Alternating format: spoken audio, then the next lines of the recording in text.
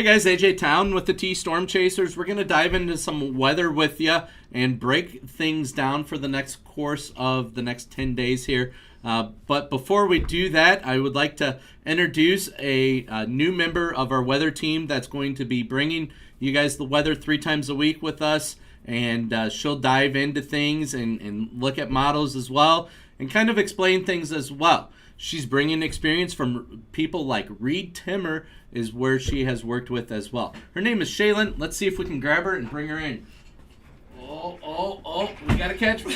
Yep, there is Shaylin. She is going to be joining us 3 times a week, and then she'll be filling in once in a while for Riley as well when he's not available to join you guys. So bear with me here because we are going to be training her, so I might take a little longer to dive into things with you because we want to get her trained up with our system. So you'll probably see like her arm and shoulder and stuff like that in the screen. Once in a while she may kind of join you, but she claims she's not ready yet. So she claims she's not ready, camera ready. So she's being camera shy right now. She was nice enough to do that quick introduction. So we're going to be bringing her around with us and kind of looking at things.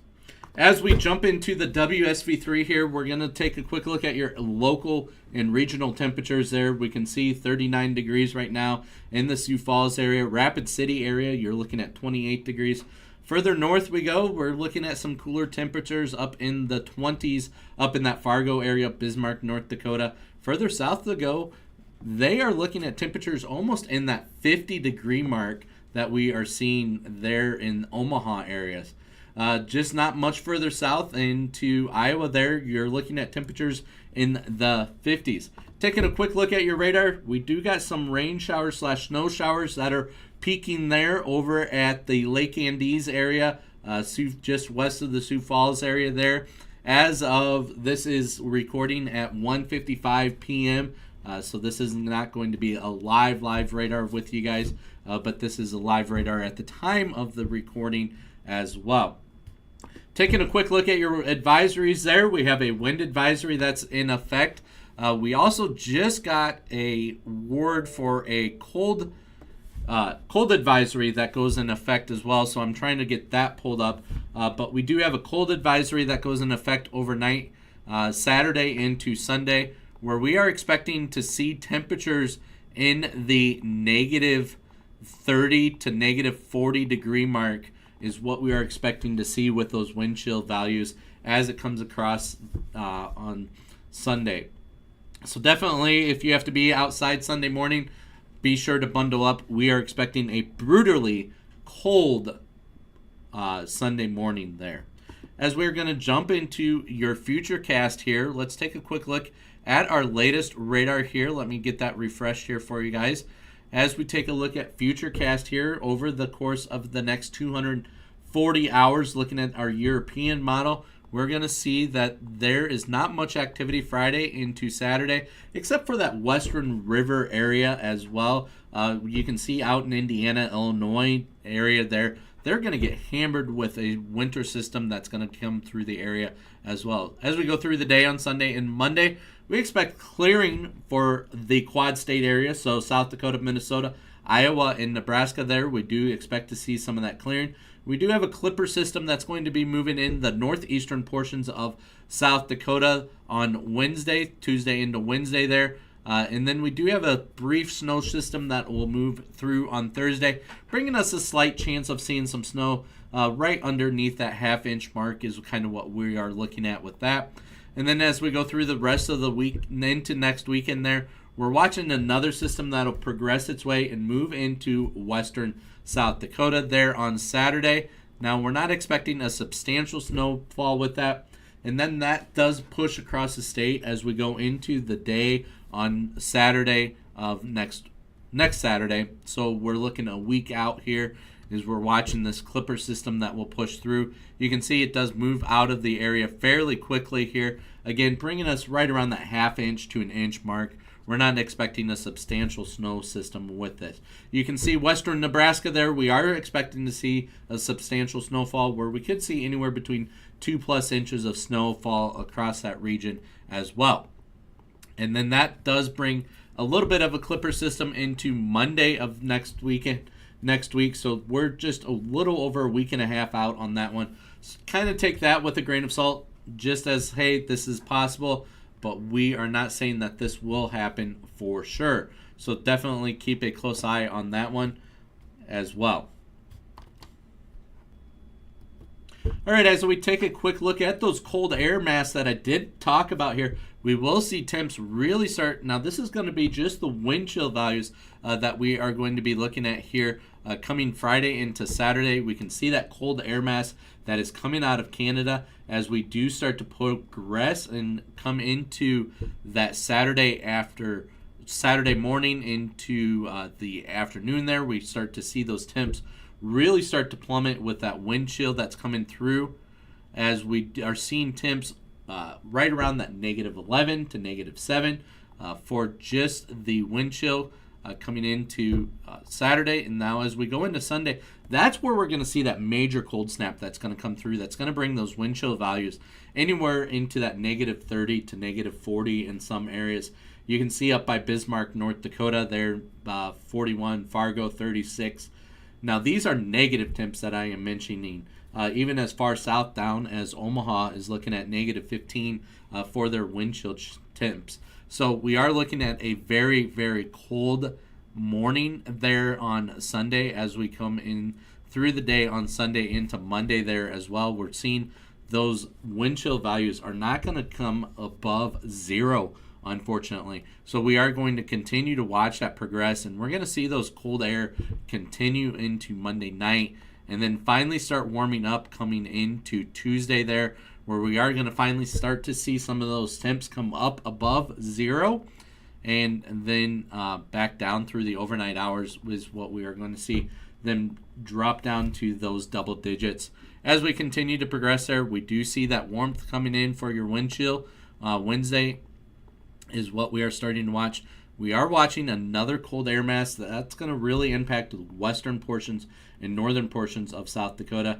But we do see, again, some very cold air that's going to move through on Thursday into Friday. And then this is where our next system comes through on Saturday. We do have some of that warmer, moist air that is coming up from the south that's going to try to progress its way northward that we are going to have to keep a close eye on. That's going to really help develop our system that's coming into the play here.